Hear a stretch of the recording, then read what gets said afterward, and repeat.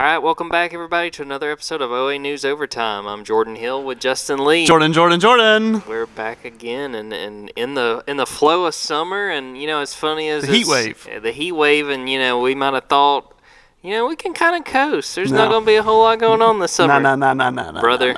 We were wrong. Well, we knew that. And that's how it always is. It really always, you're like, oh, this will be easy. The month of June, what goes on in June? And it's like every day there's been something else. Yeah, Eads was like that. Eads was like, oh, you guys are about to hit the slow period, right? And like, no, listen, the portal is alive and awake. It's the thing, too. It's like when you're on a baseball team and you mention that there's a no-hitter. Like, it's like, don't jinx it. Yeah. Or like, I can remember, I'll shout out Eric Bacharach, who used to work at the OA. Oh. I remember being at a baseball game with him, and he was like, oh, man, this game's going by so fast. And I wanted to, jump in front of him like there was a moving train, and the next inning was like 45 minutes. Like, it just didn't end.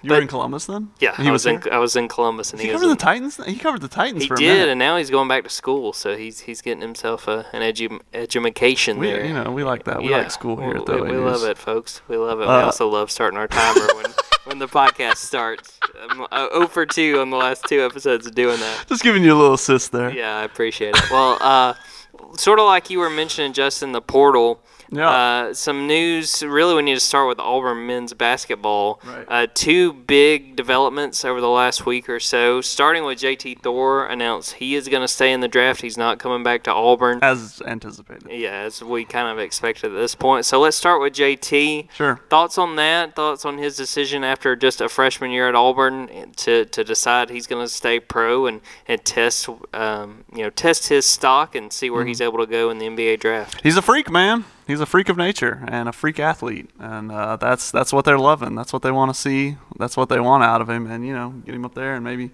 put a little muscle on him too. But you draft. We talked about it with Sharif, man. You draft on potential. You don't have to be the best player in the world. You have to be the best prospect in the world to go number 1 overall. That's what it's about. The best prospect. So he has potential through the roof. Limitless.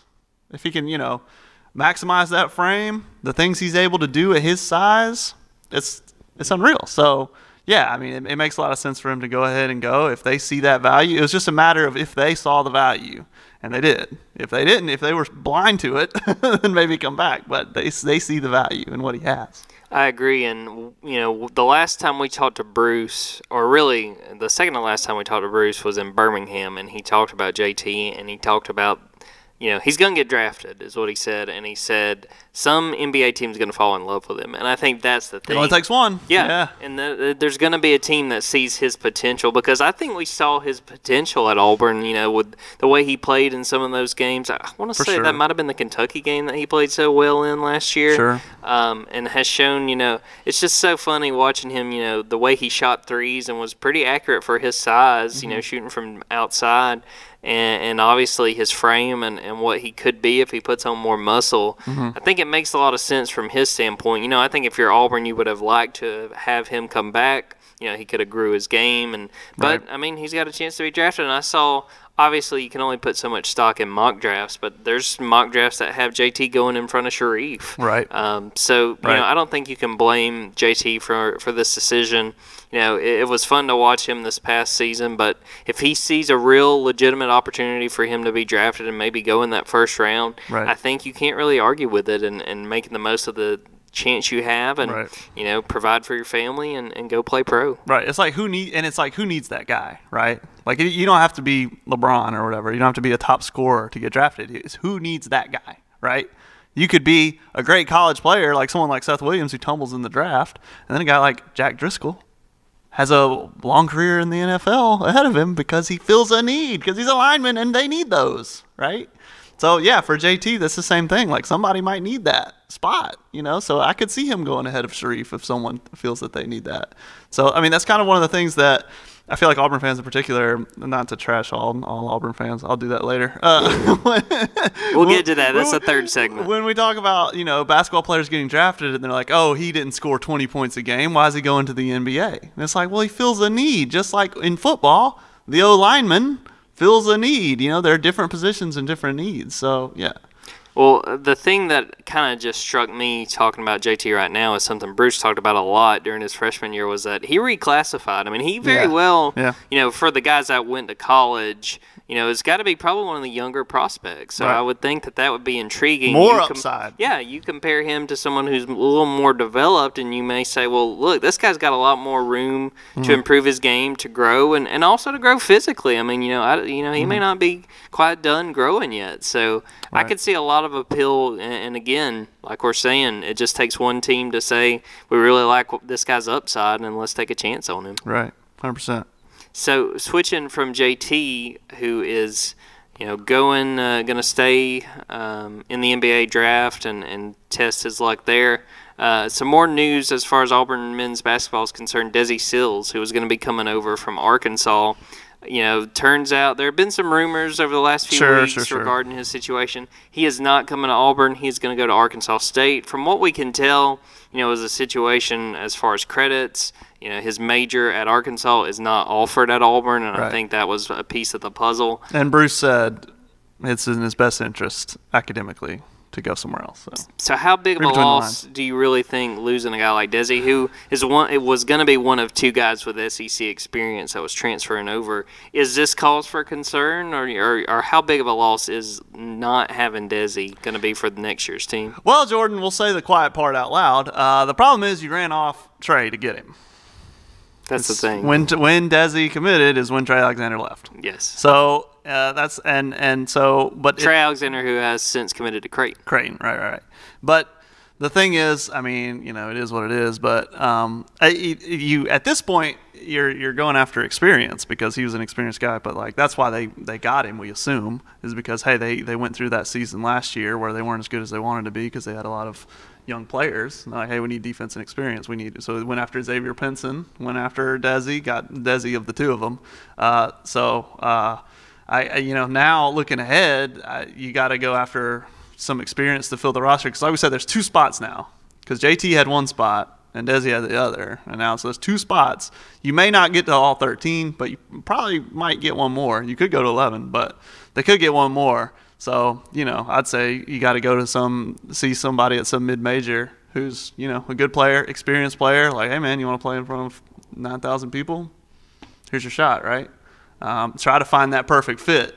And if it's a little late, and if you can't, do what you can with 11, I guess. Yeah, that's the thing that's really interesting. When we talked over the last few months, honestly, when we were trying to figure out, who's going to start and what kind of situations. I feel like Desi was one of the big question marks. Is he going to be a guy that's coming off the bench, which there's nothing wrong with that, but is he really seeing himself as a starter? And then that's the thing about KD, because KD came off the bench at Georgia. Yeah. So it's like, hey, come Cal, you're fine with that. Do it here. And I mean, produced a lot, was their second leading scorer. So that was a big question.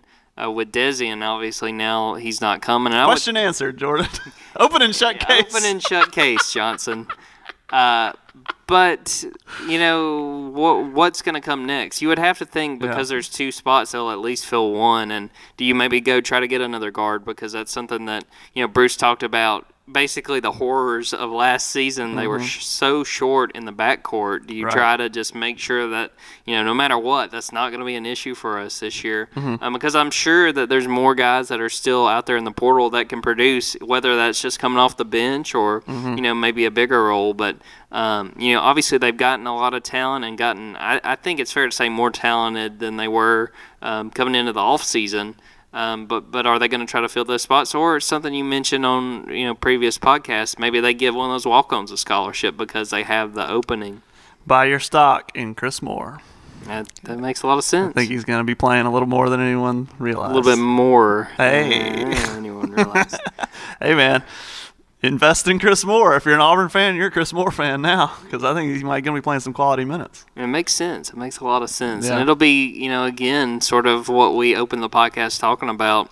The next few weeks and months, brother, there's still going to be stuff going on. I mean, there's going to be still moving parts. No rest for the weary. As we get ready, into football season, basketball and football alike will still be working on plenty of things and trying to make the most of their roster opportunity as you facepalm about something. Well, I just looked at the calendar. We got 3 weeks, and then it's July. Then it's football season. It's kind of switching gears, looking at football. Rotarius Torrance, new player, new friend, for Auburn, new portal pickup. There you go. They got him from Hutchinson, a guy that was really successful. Only gave up one pass, I think, this past season, and went for like 3 yards. He was man. Kansas Jayhawk Community College Defensive Player of the Year, and Hutchinson won the national championship. And the thing you really liked. Yeah, we were talking about it before. He tall. He's 6'3". He's 6'3", 195. He said there was a rumor he might be 6'4". Yeah, I saw something about 6'4" on Twitter. We need to to get him in the office and see. Get an official measurement. Get an official measurement. In there, but we kind of talked about this on our first go of trying to record this here podcast. Here's a little behind the scenes as we little inside baseball. We go around number 2. This is our dear viewers, the Snyder cut of our podcast. We're at the point when you're looking at talent and picking up players that, Auburn's still got some space, so you might as well try to just make the most of it. If there's guys that interest you, if there's guys that you think can help you, bring them in. Worst case, they're backups, or maybe he can come in and carve out a role in this secondary. And obviously, they've done made it a big priority to really retool this secondary. So he may not play a ton, or he may wind up having a big role. But I think with what we see on paper, like just the basics about him, you can see the interest, and you can see why it would be appealing to add somebody of his caliber to this roster. Hey, he's from Hutchinson Community College, which we know and love. And also, there's a couple local guys. You guys can read in Friday's paper. We got Jamari Chisholm from Dadeville and Caleb Coleman from Smith Station. They won the Natty, man. They're national champs. But anyway, I wonder. There have been other Auburn people at Hutchinson, but like Hutchinson's a pretty big community college. Yeah. Like we obviously Last Chance U, East Mississippi got a lot of attention, but there's been a few of those. And then what's the one in Texas that Cam played at? Blinn. Yeah, that one's had a lot. Nick Marshall went to Garden City. Yeah, and that was in Kansas. Yeah, Kansas. So Kansas is like a good community college specifically. Yeah, they have because obviously you saw Bill Snyder at Kansas State. I mean, that's what those Kansas State teams, when they were rolling, they were built off of JUCO teams. Yep. How about that? That was how old Bill got his stuff going. Old Snyder family himself. Speaking of the Snyder cut, anyway. But yeah. And we talked about last week, you get best available. So hey, man, here's this guy, 6'3". That's a prospect, man. Yeah. And like we said, I think I put it on Twitter, Smoke's 6'3", so he's smoke size, but he's the tallest corner. So he's immediately your tallest corner. Instant impact there, So, I mean, imagine the matchups you're going to be able to put him on. I even said in the group, Reed Gilbert, right? Like a big guy, you're going to need somebody on him. So, especially a goal line situation, throw him in there for that. So there's an instant, he brings something immediately, I think. So that's a good pickup. If he can play and he's 6'3", bring him on. I agree. And, we talked about last week on maybe them needing another receiver, and you still probably have room to do that. Don't know the exact roster numbers with all the going and coming as far as the portal goes.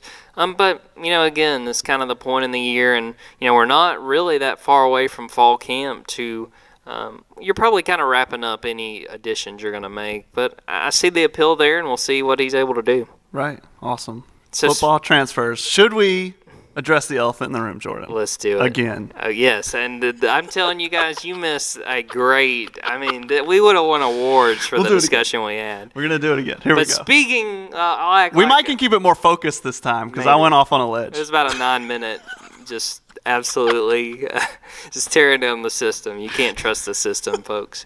But speaking of roster numbers. Right. Big conversation. We're recording this on Wednesday. Right. The Athletic, who's got great reporters, had a great story. Nicole Auerbach and Max Olson diving into roster numbers. There's a hard cap of 25. Pretty sure it was Max Olson. Yeah, we'll give Max the credit. He was on my podcast, so we'll give him credit. Ready Player Run? Yeah, he was on there. He's a big NCAA player. What's your Ready Player One Twitter? How do people find it? Plug it. By me. I don't have a Twitter. Okay. Anywho. Jordan Davis Hill. Yes. There is a hard cap with your signing classes where you can only sign 25. And Right. it was put in place because you had people like Houston Nutt at Ole Miss and Arkansas before that would sign 31 or 32.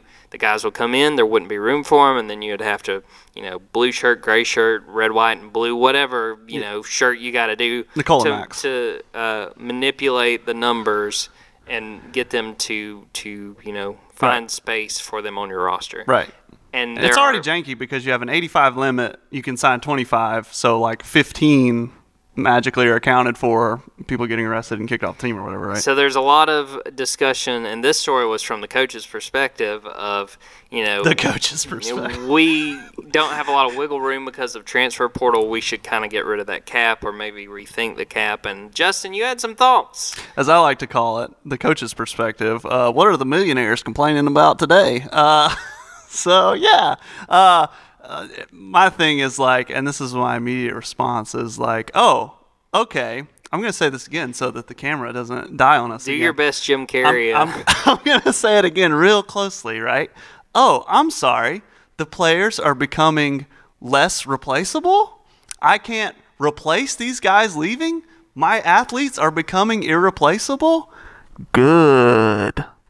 I'm glad. I want them to be more valuable, right? Like, I don't understand this thing where it's like, oh, well, we need to be able to replace these guys. No, you don't. You need to be able to get them in school and keep them there. Good. I did that thing again. Yeah, right. You had to after the first time. Remember it, camera.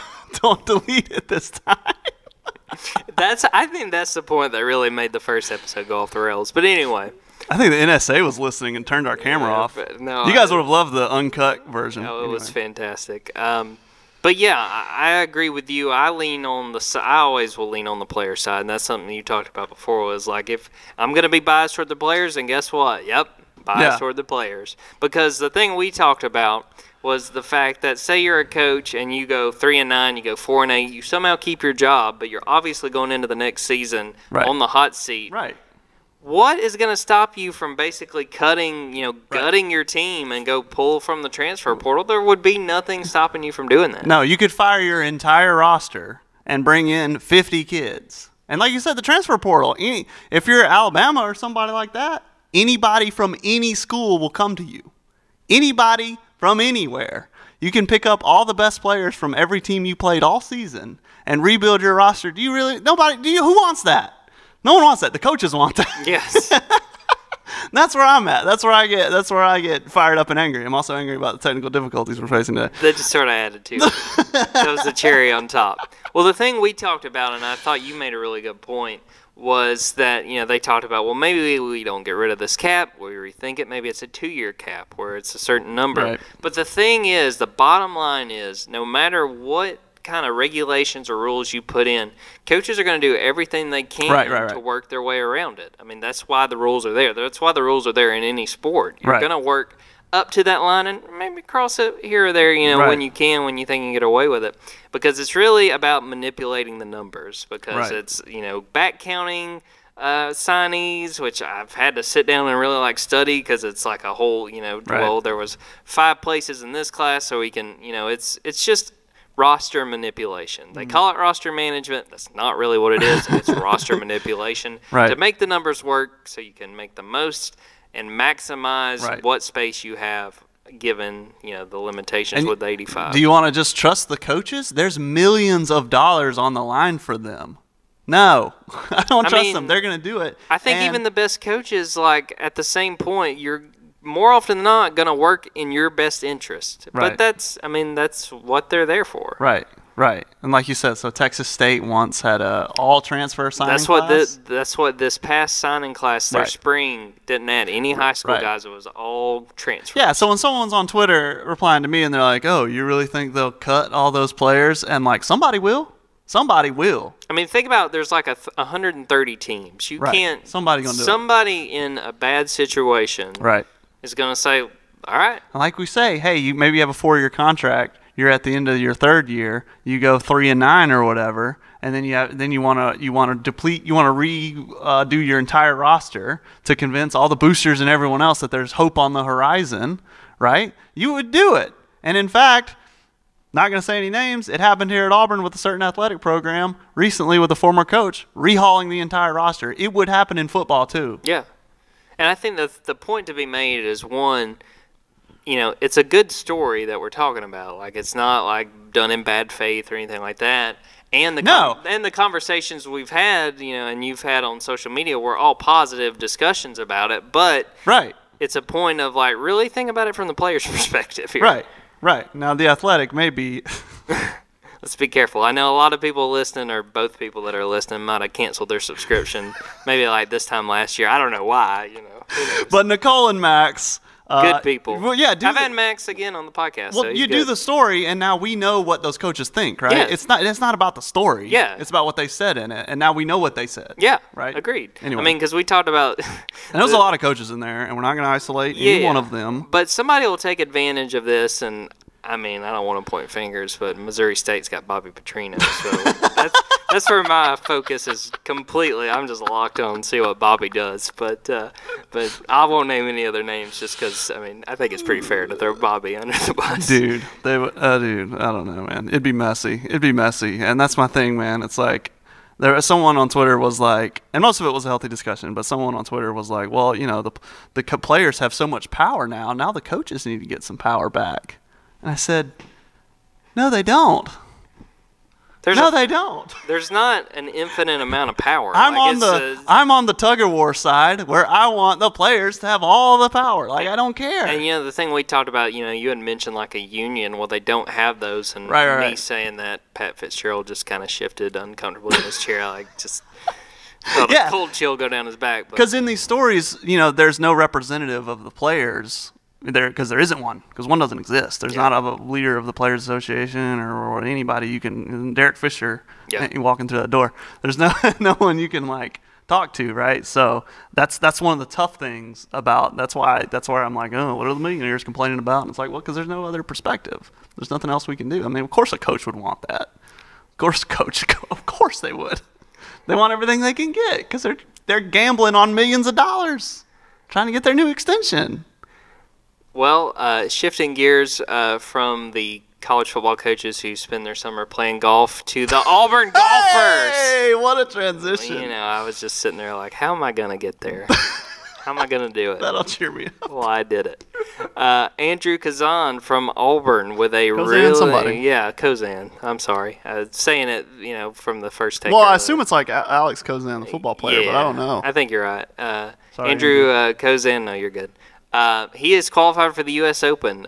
Shot a 4-under over 36 holes on Monday. And now we assume he's on a plane. I would think he's got a quick turnaround. That was the thing that we were kind of drawn to looking at this. U.S. Open's next week. I think it starts like Wednesday or Thursday. There's not, it's a pretty quick turnaround from him playing that and playing in some, high-pressure situations because there was like 75 people in that sectional for trying to qualify for 6 spots. Was it in Florida, Jupiter, Florida? Yeah, Jupiter, What a Florida. great name for a town. Absolutely. We could dive into that at some other point. But Kozan goes down there and plays well and finishes second in that sectional, and he's getting ready to go to the U.S. Open and get ready to go play over at Torrey Pines in San Diego. Yeah, that's crazy, the turnaround, like we said. And, he's going to have practice rounds, right? So, he's got to be on the plane, right now. He's got to be going up there because we've had it before with, Javon Rebula, I think, went to the Masters, and it's all right, qualified for the Masters next spring. That'll be a lot of fun in 8 months, right? Yeah. But this time it's no, pack your bags. They're like, you haven't left yet? What are you doing? Thank goodness he didn't have a final or anything to do. So, that's pretty crazy and a crazy turnaround. And, busy summer for Auburn sports. And Auburn Swim has 2, on the national stage here. These are, outside of NCAA competition, right? How about this? You have 2 Auburn swimmers who are still at the U.S. trials, which is pretty interesting. I think they're on the outside track there, but who knows what could happen. And then you have Suni Lee, cousin Suni, at the she's gearing up for the U.S. trials for gymnastics. She's on the inside track. We might have ourselves an Olympian here. So so that's a lot going on for Auburn sports, even during the off season. Don't tell us there's an off season. There isn't much of one, and we'll be working with that, and then. before we know it, SEC Media Days will be here, and we'll be getting ready for the football season. So it's going to be nonstop, but that's the way we like it. Keeps sports stories in the paper and keeps us employed. So I'm not complaining. Before then, Jordan, let's wrap this up. Absolutely. What we talked about? I went to wrestling last week. I talked about that. So where are we trying to go for the rest of the summer? What are we going to do before SEC Media Days looming upon us? I looked at the calendar earlier, and it's like we have 3 weeks, and then it's July, which is basically football season. Yep. Because it's basically August, was just basically September. So what are we trying to do before then? What are we trying to get done? My big to-do, so last week went to a Braves game for the first time this year, and, kind of had the same experience that you had where, I woke up the next day, I was like, oh, I don't have a voice. Like, right? What's this like? It's been a minute. I missed it. So Braves games checked off. The big thing now for me is I want to go to a NASCAR race. Grew up going to races every year. Haven't been in at least probably 6 or 7 years, so looking at Atlanta, Talladega is probably a long shot just because I think that's going to be during football season. There's a few other local races. I think Charlotte's got another race. Bristol would be another bucket list one because I've always wanted to go to Bristol. But I think that's the big one for me. I want to go to a NASCAR race and also take my girlfriend. She's never been to a NASCAR race, and go into a race. I would tell anyone who's got even a faint amount of interest in NASCAR, go into a race compared to watching it on TV, it's night and day. You do not get a good sense for how fast the cars are going, how little bit of room there is between the cars. It's just, and it's a whole experience. I mean, for good reasons and bad. You got people that are doing all kinds of crazy I'd say that's the same as wrestling. Seeing it in person. Yeah, that's exactly what I was thinking. Yeah, it's different. It's also attractive to rednecks. So, hey, man. I mean, hey. That's us. I've always said you can't make fun of rednecks unless you are one, and I are one. so It's a throwback. But so I think NASCAR is on there, and Justin, you had mentioned it too. I gotta go to a wedding, man. Yeah, do it. Tell us all about it. I gotta go to Men's Warehouse and get fitted this week. I gotta get that figured out. I've been delaying it. So. And it's been a while since you've been in a wedding. How does that? I've only been to one. I've only been to my brother's. Yeah. So I've only done the one, which I don't count. And I've been trying to go to a wedding. You want one without responsibilities, which is the best kind of wedding. I want to go to a wedding. I want none of my family to be there. That's terrible. And I want to get drunk. So anyway, I'm excited. I can finally go to a wedding. None of my friends getting married, so I finally got one. A bunch of bums, man. This is Royal, who I worked with at the Odessa American, so I got to go back to Texas, and we'll go back to West Texas. It's in Lubbock, but hopefully I can go down to Odessa for a couple days. We'll see. It's in August. That'd be nice. But you're going to leave me for fall camp, but that'll be all right. But yeah. Sorry. But yeah, I got to get fitted. Does that take a long time? How does that work? It should take 15, 20 minutes. Just my advice would be when you go, make sure and walk around in the suit and the pants, because I made the mistake the first wedding I was in. You can stand in it good, but I stood in it and then I started walking around. I was like, oh, this is way too loose. So I was having a panic of the pants were super loose, so I had to, and there was no belt loop, so I had to be real creative with and did not dance that night. I'll tell you that, because I would have had some issues. But yeah, that'd be my advice. And yeah, it shouldn't take 10 or 15. Am I going to owe them money? Anyway, we can talk about this after.